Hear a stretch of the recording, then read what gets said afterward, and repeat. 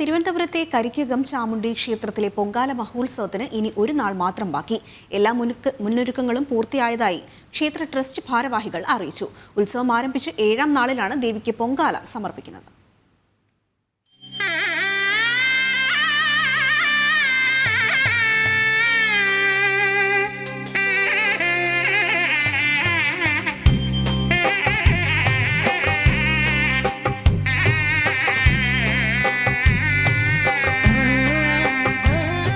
മീനമാസത്തിലെ മകം നാളിലാണ് കരിക്കകം ദേവിക്ക് പൊങ്കാല.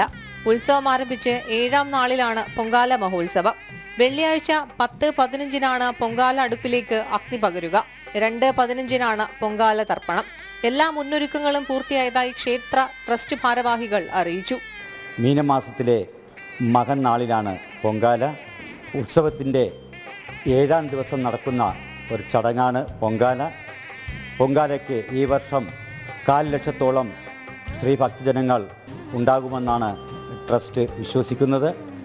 അതിനുള്ള എല്ലാ സജ്ജീകരണങ്ങളും ക്ഷേത്ര ട്രസ്റ്റ് ഒരുക്കിയിട്ടുണ്ട്.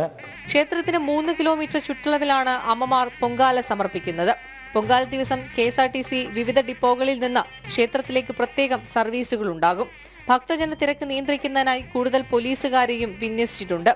പൊങ്കാല നിവേദ്യത്തിന് ശേഷം രാത്രി ദേവിയുടെ ഉടവാൾ എഴുന്നള്ളിച്ച് ഗുരുസിയോടുകൂടിയാണ് ഉത്സവത്തിന് സമാപനം കുറിക്കുക.